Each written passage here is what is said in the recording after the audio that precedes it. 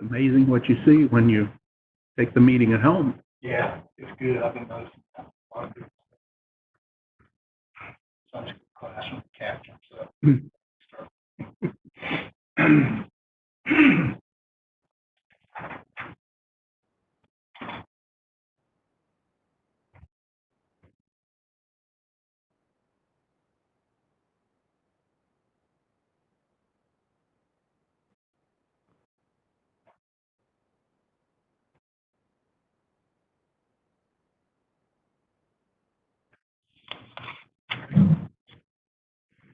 All right, welcome to the Oklahoma County Emergency Response Committee special meeting on Monday, April 13th, 2020.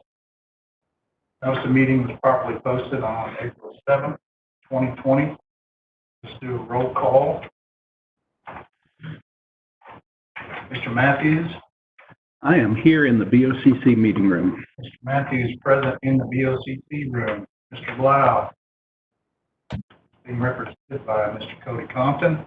Cody Compton, present, BOCC room. Michael Taylor.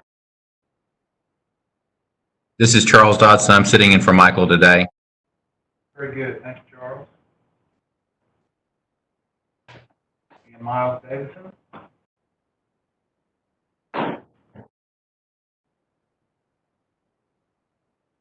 Mr. Davidson with us today. And Mr. Barnes is present in the BOCC room. I believe that constitutes a quorum, does it not? Yes. All right. Item number 1, discussion of possible action to set date, time, and place the meeting will reconvene in the event technical difficulties arise. Excuse me. During the course of this, it cannot be corrected within a maximum of 30 minutes.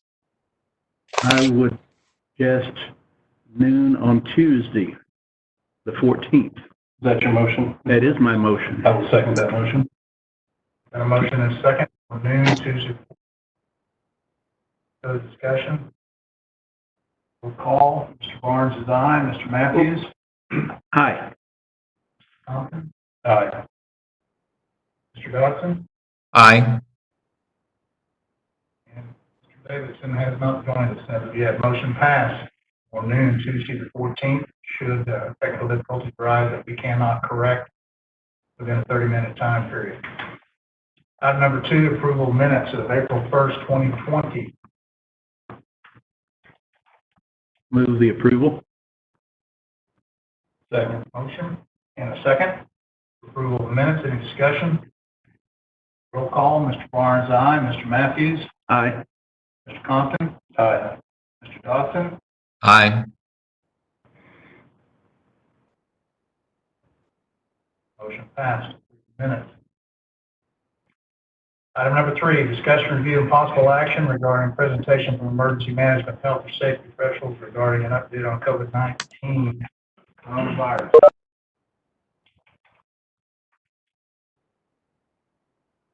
We have Mr. Davidson joining us remotely. Mr. Davidson, is that you, sir?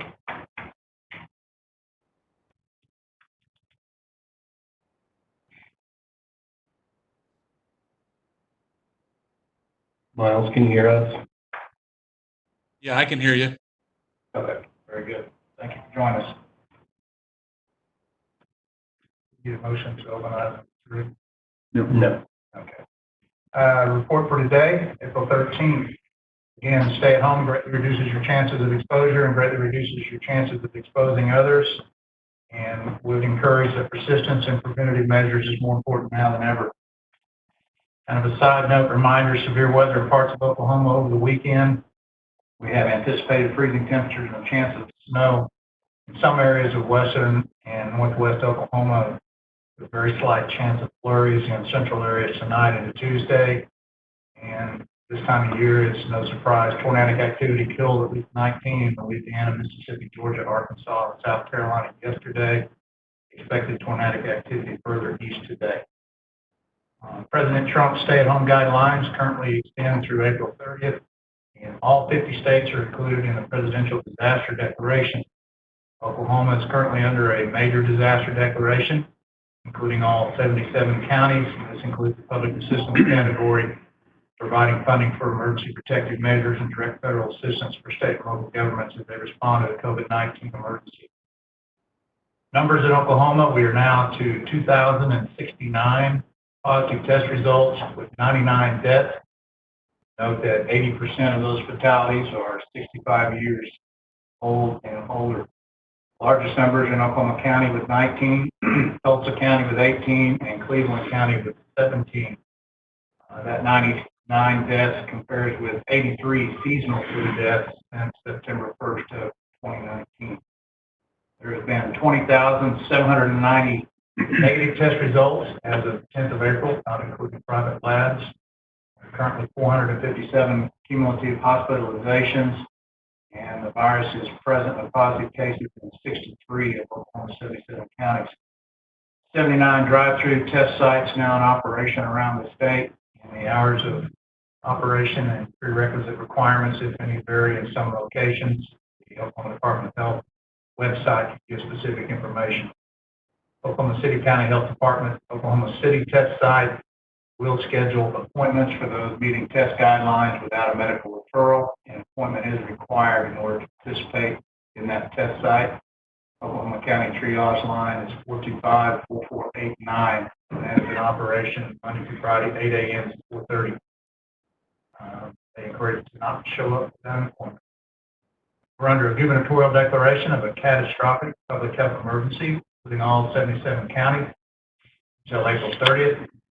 That includes a recommended stay home for 65 and at risk, 65 and over, closure of non-essential businesses, no gatherings larger than 10 people, delay of elective surgery, minor medical and non-emergency dental procedures, and nursing homes and long-term care facilities are currently off limits to the general public. And public safety answering points for 911 PSAPs have received positive case addresses. That's as a result of part of the gubernatorial declaration where HIPAA guidance has been slightly relaxed, which allows first responder protection. There's no personal information provided, but addresses of known positive cases can be provided to responding first responders so that they know if they're walking into a potential goal situation regarding COVID-19. Projected peak for Oklahoma is still anticipated around April 24th, U.S. peak projected around April 12th, which supposedly we have just passed. That's for the Institute for Health Metrics and Evaluation. And I would caution in looking at those as they continue to change and evolve rapidly. Oklahoma Department of Public Safety has suspended face-to-face services. Some license and handicap parking permit expirations have been extended, and some licenses can be renewed online. And Department of Human Services working on several plans. Again, Christy Jernigan Marshall at Oklahoma County Social Services is very engaged in those projects, and she continues to provide information to me, and we work back and forth on some of that, and should be more information certainly coming in regard to those projects. Again, guidance from the Office of Emergency Management and the Weather Service is provided regarding sheltering from severe weather. Obviously, social distancing complicates that, particularly if involved in group sheltering during severe weather. They encourage to maintain social distancing, and as always, make your plan early and not wait till impending severe weather conditions develop. And a report from Oklahoma Department of Corrections still remains with 5 staff members and 1 inmate having tested positive. In Oklahoma County, 385 positive test results with 15 fatalities. And there are 17 positive cases at Tinker Air Force Base. There is restricted visitor guidance in place, and some gates have been closed and others have limited hours of operation. If interested in generic or overall information, The Oklahoma City County Health Department Nurse Hotline can be reached at 425-4489, and the state is operating a 24-hour hotline at 877-215-8336, and you can be added to a text message list for direct updates from City County Health. Alternative care homeless shelters, Homeless Alliance, and other partners are continuing to work on mobilization there. City Rescue and Grace Rescue Mission Oklahoma City have capabilities in that regard, and staffing difficulties still remain, although they're working through those and have had some positive results. Alternative Care Site Initiative, which is not the same as the homeless alternative care. The Oklahoma Hospital Association is working with the National Guard. There may be a potential activation of the Guard in a medical support role only. And the YMCA and Office of Management Enterprise Services of the state are partnering to provide transportation for those projects. Additional facilities for housing of first responder and healthcare providers that are requiring quarantine or potential at risk. The OU, OSU, Southern Nazarene, UCO, and Oklahoma Christian. Also, additional hotels and similar facilities in the area are involved in those discussions and planning efforts. Personal protective equipment, or PPE, is still a concern for first responders, but we have been seeing some arrival from the Strategic National Stockpile and also some private donations around the area to different entities. Oklahoma County Emergency Management point of delivery has been implemented, and we have been using full staffing, and several of Oklahoma County emergency management volunteers. We've so far received 3 deliveries and have resultant distributions which have been completed. A lot of planning and logistical operations involved in that, but we are distributing currently to 24 different entities, including law enforcement, fire rescue, and emergency management, and also providing some materials in 3 additional counties. And that includes OBU, UCO, Oklahoma County Sheriff's Office, Oklahoma County Jail, and Juvenile Justice. Regional planning and encourage regional perspective continues. Oklahoma County test sites. We talked about the numbers there, 385 positive test results so far. Oklahoma City government is apparently still taking applications through April 17th. Small businesses within Oklahoma City limits to apply for disaster relief. I would again emphasize that's not in regard to the presidential disaster declaration. We have more guidance coming in that respect. Those are separate grant opportunities and funding opportunities. And the City County Health Department is requesting donations of various basic materials, including PPE and hand sanitizer. If anyone's interested in that. City County Health Department has websites spot where you can go in and get information on potential donations. Internal Oklahoma County government, READY-OP continues to be emphasized, and we are still under an emergency declaration that was implemented March 25th. And Oklahoma County Clerk's Office marriage license, Oklahoma County Court Clerk Office marriage license. Have your paperwork prepared in advance, and appointment is necessary. And talking with the Sheriff's Office representative downstairs, we had 93 persons through the door on Thursday, which was our last regular business day. And they told me that today is seeing a pretty significant surge, primarily in VPOs, victim protection orders, being one of the key issues. Notable, Oklahoma Medical Reserve Corps is still soliciting medical and non-medical volunteers. A variety of opportunities are available, and encourage people to volunteer early for proper registration and training. And mrc.org, the website to go to for more information or to volunteer. Warning signs remain constant: trouble breathing, persistent pain or pressure in chest, new confusion or inability to arouse or awaken. Personal protective measures also remain consistent: frequent hand washing, cover the cough or sneeze, social distancing, 6 feet or greater, avoid groups, and encouragement to stay home. And a recommendation to open packages outside of the home work area, disinfect items, and discard shipping materials without taking them in workspace or home. And as we get onto this weeks on end, it seems like re-emphasis of the personal protective measures is prudent. Apathy and in some cases a little bit of complacency maybe kicking in. So encourage those protective measures. American Red Cross and Oklahoma Blood Institute still needing blood donations, and still encourage people to be wary of false information and avoid social media reports unless a known credible source. And so far, I'm not seeing anywhere in the state where authorization letters for essential services or personnel are being issued or required. That's it for my report today. Any questions or further discussion? One question. Sir. Do you know the status of the local drive-through? I know they were behind. Have they caught up any?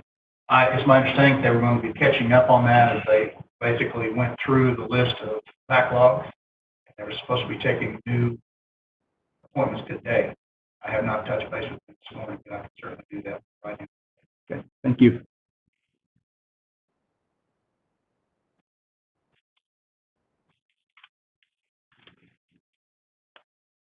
Further questions or discussion?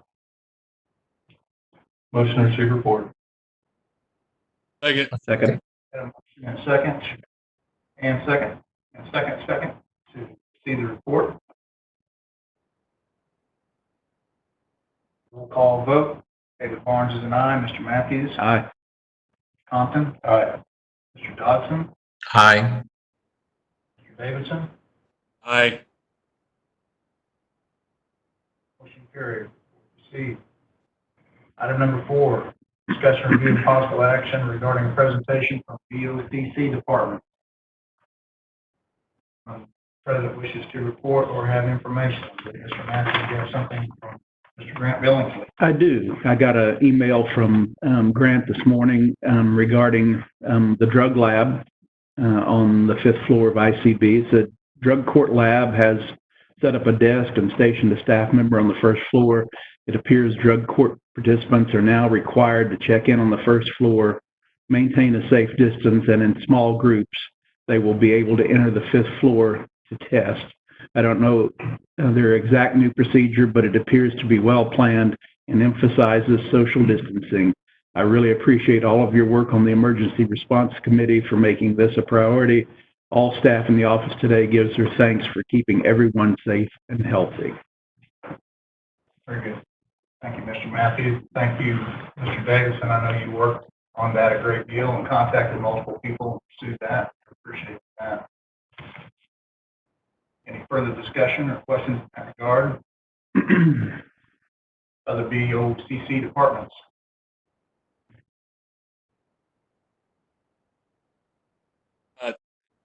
Chairman, the only question, I'm not sure if this is the appropriate spot for this, but we've got probably 3 weeks or so, and employees are going to start rolling back. Next week they're saying it's going to be our worst week, so you got this week and next week, and maybe week 3 we start looking at people coming back, maybe even week 4. But I think we ought to start looking at that now and looking at some of the things that we need to implement in order for that to happen. And question number 1 would be the issuance of masks. Are we going to have the ability to issue those from the surplus, or do we need to look at purchasing our own somehow? And if that is true, then we're going to have to find a source, and that source may take some time to get here. So just whatever the thoughts are on that, I think we need to start talking and thinking about that. That Alibaba has them available in units, 3,000. They'll take anywhere between 2 and 3 weeks to get here. They're about $2,000 for 3,000 masks. So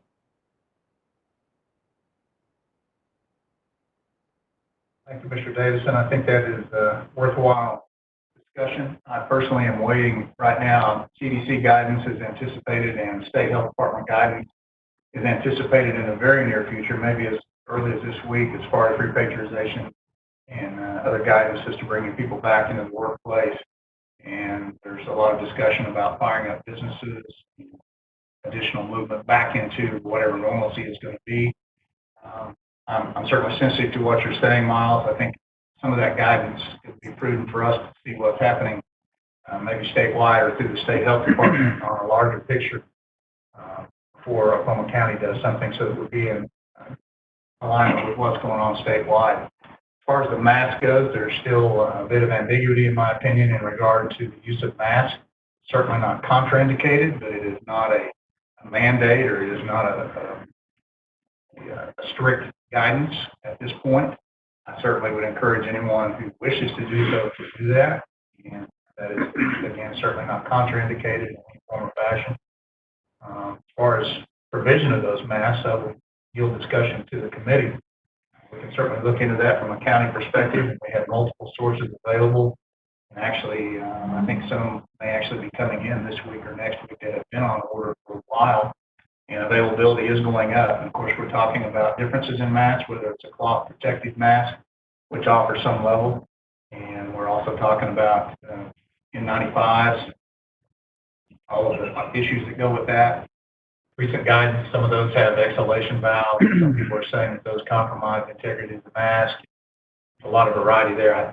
In a nutshell, Mr. Davidson, I think we need to seek further guidance. Certainly keep those issues on the table. What's a pleasure. Yeah, I just wanted people to start thinking about it. Go ahead. Go ahead, Mom. No, I just wanted people to start thinking about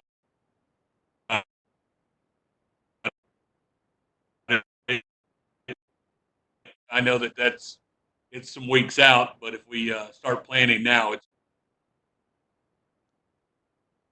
okay. You're broken up. We got about every third word, but I think your point is people need to be considering and have discussion and be looking forward. Is that correct? Very good. That's a thumbs up. Thank you, Mr. Monroe. I think as it relates to people returning and the public returning to this complex, we should probably develop some kind of standard to sequence individuals through the turnstiles, also to adequately separate those of the public that are going through the metal detectors and forming lines there, and then also some consideration as to limiting how many people should be on any of the elevators at any one time. Well, as far as the elevators go, that's probably something that we should, I mean, there's nothing posted right now, right, as far as the number of people in elevators, and that's probably something that if we're going to take that up at any point, I mean, we need to be discussing that now. That's why also in relation to the future, but that is a consideration. If I get on an elevator and there's more than one person, I'm not getting on it. So, I mean, I think onesies and twosies, but more than that. But I see the elevator all the time. The doors will open. I'm in the elevator and 3 or 4 people are trying to get on, and I just get right off if that's not my stop. Many people don't do that if they're late to court or for whatever reason feel the need to jam themselves into the elevators in the courthouse, and sometimes the annex here too. There won't be as many as 6, 7, 8 people. I know the elevators in the ICB, I don't think could allow more than 2 people to be on the elevator at any given time and keep a proper distance if we want to continue this distancing effort. On the ICB elevators, I don't think more than one would be able to be on there and not be social distance. Miles and I, just under regular circumstances, we can get in there together and there's not room for anybody else. Right, Miles? So, I mean, there's no social distance in there when you're talking elevator. We need to be thinking about what measures we need to take now. And it's only going to, I think, add to the aggravation, but it's necessary. Would you in this group feel like it would be appropriate at this point to make a recommendation to VOCC on Wednesday to post signage on elevators throughout the complex, as well as make a recommendation to PBA for the PBA property next door to put appropriate signage on those elevators for occupancy during this time? I think that's right. And then also individual spots on the floor for people to stand until they can process through the turnstiles or through the metal detectors. That will limit the number of people that can congregate in the vestibule, and some will have to stay outside. I think those are both prudent measures in the elevator. I do too. It's not just social distancing, it's the confined space element as well. Right. I think those recommendations would be wise to PBA and the BOCC, on the motion. Well, I think I would defer to you, Mr. Barnes, on loading capacity, and also Mr. Monroe. I think that our standard elevators, both in the annex and the courthouse, should be limited to probably 2 individuals maximum, or 1 family. If you've got a group of people that came together, you got, 2 parents and 2 children. I mean, they all came together so they could be on there as 1 family unit. But other than a family unit, we should be limited, in my mind, to 2 in those elevators and 1 in the elevator at ICB. This is going to slow down an already turtle-like flow through the building. The elevators over there are slow to begin with and overburdened. So I anticipate that there will be some aggravation here. The judiciary trying to get the people they need where they need them to be. Also people working in the building and the public. Well, and I know that you're looking at taking some elevators out of service over in the courthouse to do some maintenance on those, That's right. and that will further compound the problem. Although right now, there's probably not a whole lot of elevator use in the courthouse. Not much. Well, and we could always, the work on the elevators in the courthouse are not going to start immediately.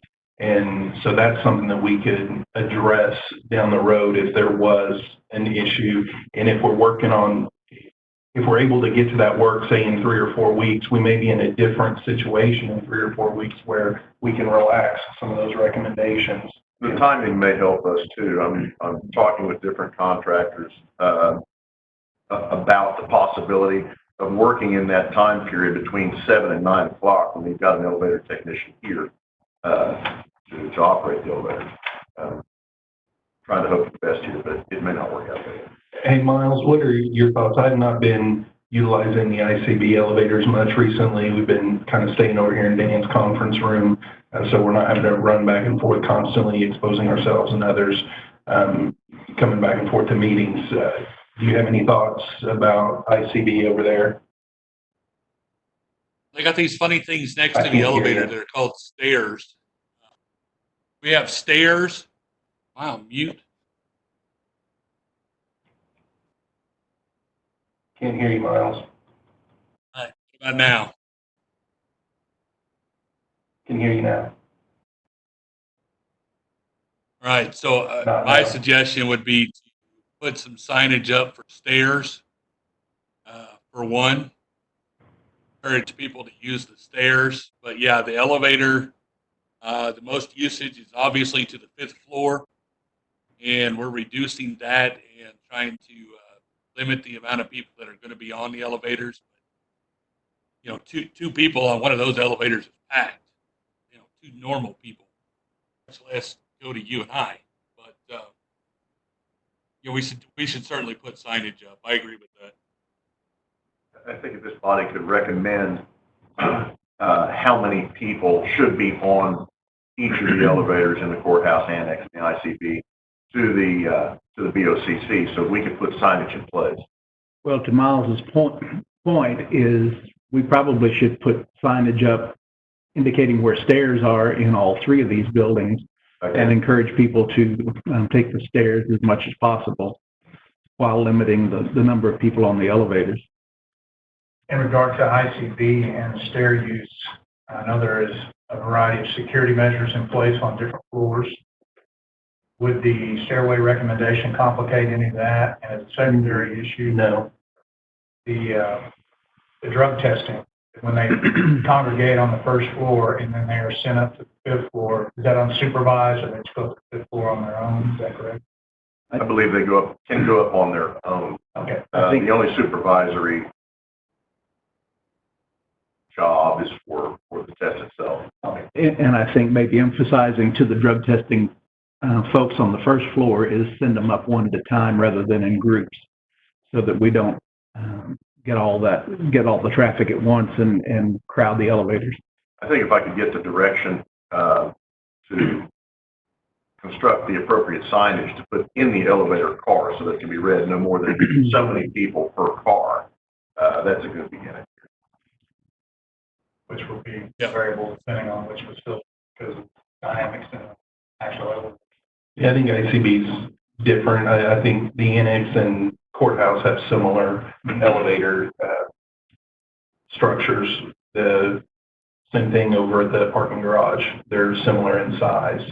I think your limitation is going to be ICB and potentially the elevator serving from the basement coming from the parking garage up to the annex, the what do you call it, the Garavanta elevator or whatever that is. The tunnel. Yeah, The tunnel elevator. I don't know, that one may be more like the ICB elevator, It's depending small. on space. Yeah.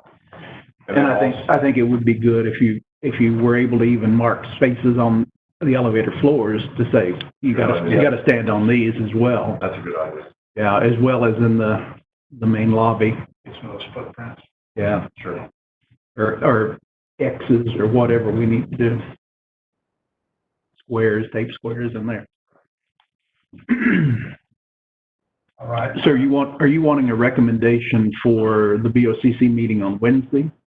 I think as soon as possible, I hadn't honestly given any more thought to this until Miles said a return to work. Okay, what does that mean for us? And I began to think just a little bit, perhaps too late. But I think even now, we could use signage to that effect and spots on the floors in the elevator cars and in the lobby. If we're beyond the filing date for new items, can we not put that in for the business at the BOCC? No, it wouldn't. We're still within the 24-hour timeframe to be able to amend if it's already been posted. So we're too far out for it to qualify for new business. And even if we were within the 24 hours, you could make the argument that this is something that should have been seen ahead of time, so it's not really new business. So I think that a recommendation would be appropriate both to BOCC and PVA. I think we've got plenty of time to get it on for this Wednesday's agenda. Okay. So I'll make sure that I'm placed. okay, I'll make a recommendation then that we post signage in the elevators at the parking garage, at the annex, and in the courthouse, limiting the occupancy in those elevators to 2 individuals or 1 family unit.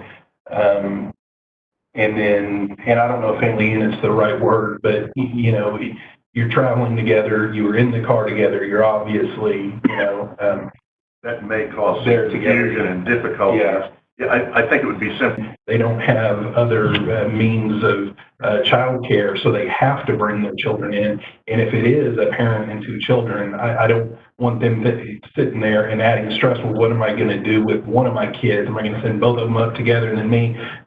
That's where I'm thinking that a group. Just give me the language that you'd like to use so that we can. And we're talking posting in the elevator car itself, and likely a piece of signage you need to be out in the elevator lobby area. Well, right? I would think so. Yes. Before they get in there. Before they get in there, yeah. So you're thinking how many people in the annex elevators? I think if it's 2 people that did not come here together, it needs to be limited to 2. Limited to 2? I mean, if we're wanting to maintain social distancing, then I think that's the appropriate number. If we're going to look at a number, I don't see a number greater than 2 being in those elevators. In any car. If we're going to put a number above 2, we might as well not even put any signage in there.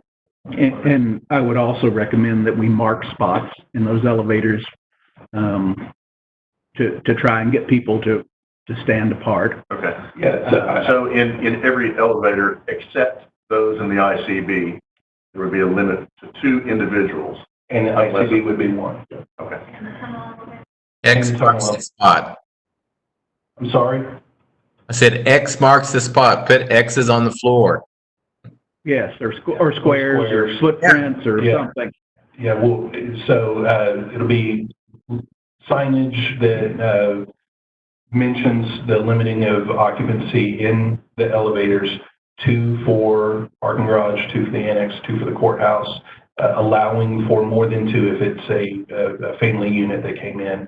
Signage outside of those elevators that would reflect the same verbiage, as well as notification of where the stairs are and encouragement of utilizing the stairs, and then the boxes. Okay, I'll see if those items are put on both the BOCC agenda and the PBA agenda for Wednesday.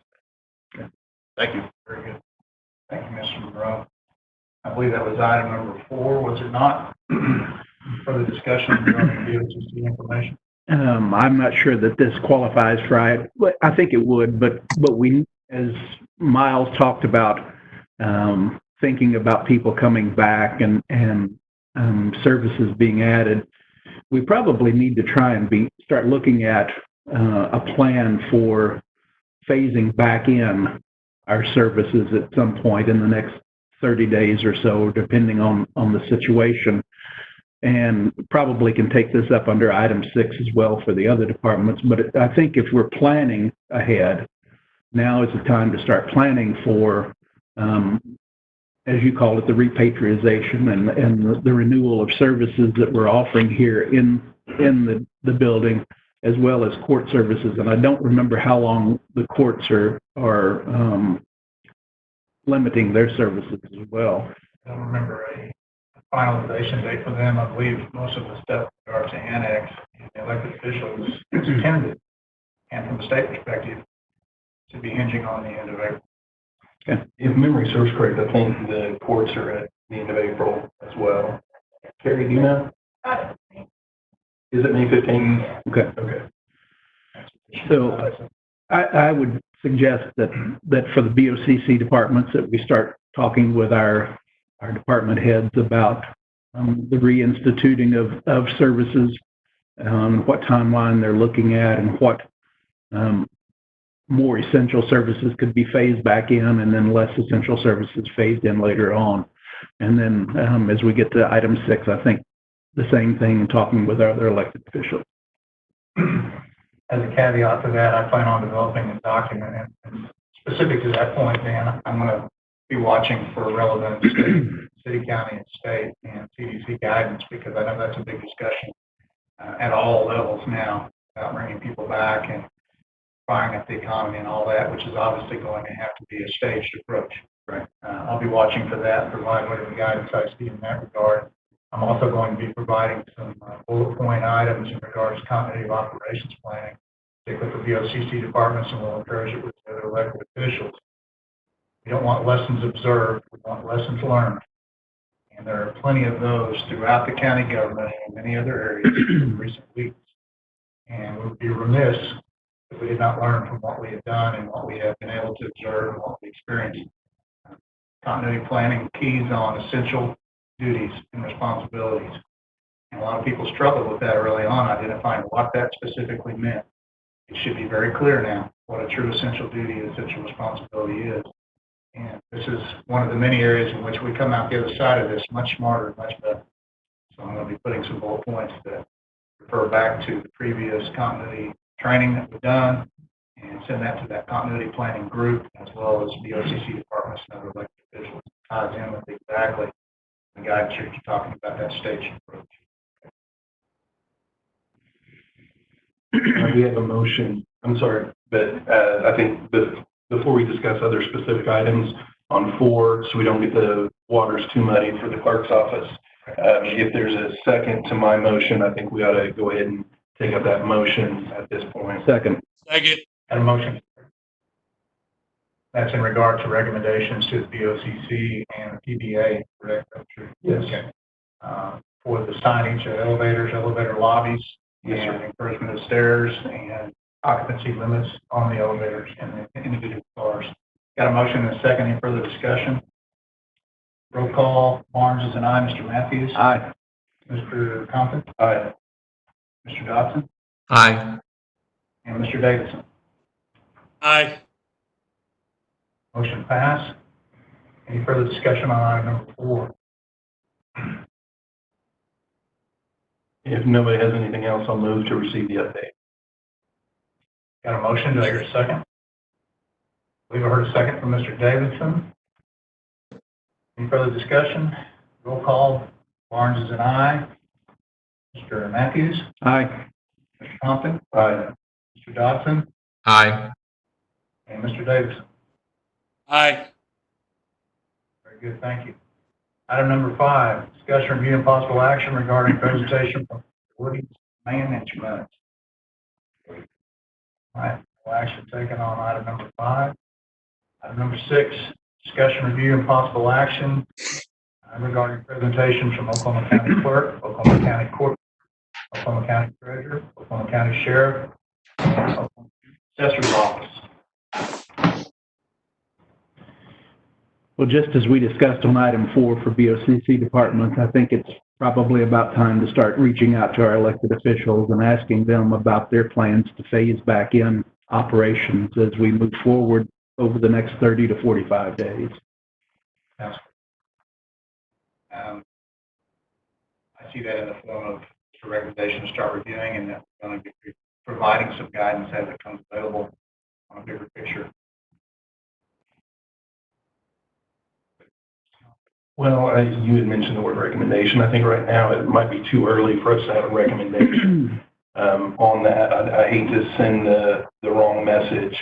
While we want to be taking into account what our plans and processes are going to be, those plans and processes will necessarily change based upon the timing of when all of that occurs. So I think maybe just Mr. Barnes reaching out and saying that this is something that we're going to encourage our departments to internally start having some conversations that we recommend, or that he personally recommends that they, from a continuity of government standpoint, start having those conversations down the road. But I'm hesitant to move in a recommendation from this group at this time. I'm at informal. Okay. Okay. Yeah. Sorry, you're fine.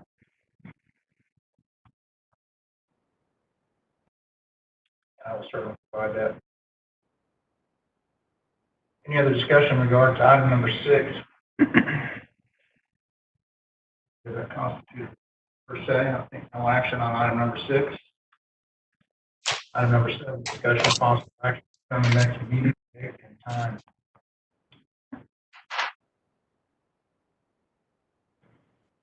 Are you anticipating any major announcements or press conferences today? Not aware of any that are scheduled or slated currently. Then I would move that we recess until noon on Tuesday, the 14th. Well, hang on, Dan. I think item 7 is specifically Okay. determining the next meeting. Oh, okay. So in the past, what this group has done is schedule it for that next Monday at noon is what we've been doing recently. Thank you. I move that we schedule the next meeting for Monday, the 20th Correct. at noon in the BOCC room or via teleconference. I'll second that motion. Got a motion and a second. Any further discussion? Motion is to set the next meeting date for the 20th at noon in the BOCC meeting room. And David Barnes is an aye. Mr. Matthews? Aye. Mr. Compton? Aye. Mr. Dodson? Aye. Mr. Davidson? Aye. Motion does pass. And we discuss reconvening at noon Tuesday the 14th, or is that Do board comments? board comments? Any more comments, Mr. Matthews? No, other than I appreciate the hard work that you're doing, David, and this committee, trying to maintain some normalcy of what we're trying to do and stay updated on all the things that are changing so quickly. And I appreciate all that.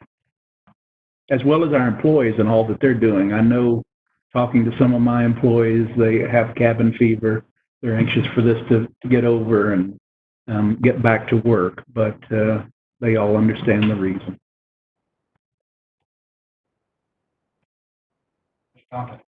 Kind of like Dan was saying, I appreciate everybody's patience and and everything working through this. I've had a lot of people doing yeoman's work on the fly. I mean, this is something that we haven't dealt with before. I would encourage people, as we're in the middle of this still, to be actively thinking about, and this is to Mr. Barnes's earlier comment, but actively thinking about what we could have maybe done better or different early on in the process and even up till now, because as we go, you may forget some of that stuff, and lessons learned from this is going to be extremely beneficial if and when, hopefully, it never happens again, but if it does, we'll be better prepared for that type of situation. And I'd also like to thank the clerk's office.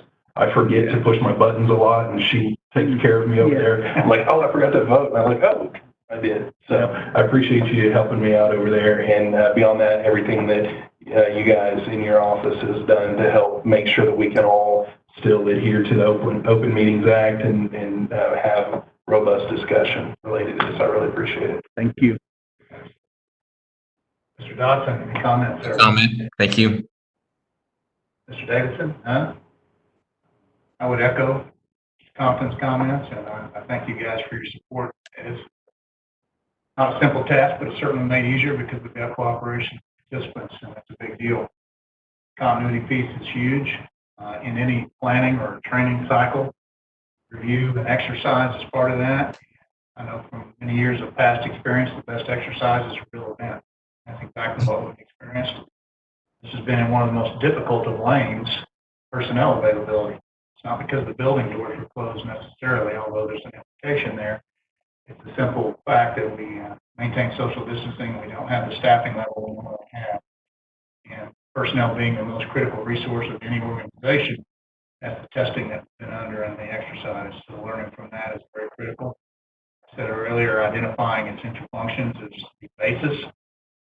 And I feel certain that everyone has done that.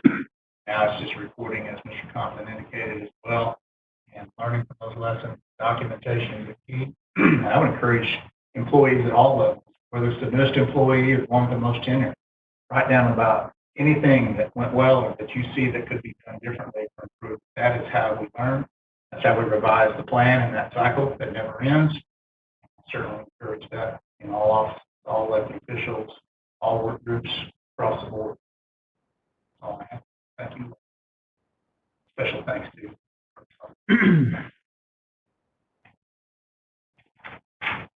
All right, that concludes board comments. Discussion items we need to take up. I move that we recess until noon tomorrow, the 14th, in this room or via WebEx. Second. Got a motion and a second. Orange is an aye. Mr. Matthews. Aye. Mr. Thompson. Aye. Mr. Dodson. Aye. Mr. Davidson. Aye. Good, motion carried. We are in recess until noon, Tuesday the 14th. Thank you all for your participation. And thanks to the district attorney.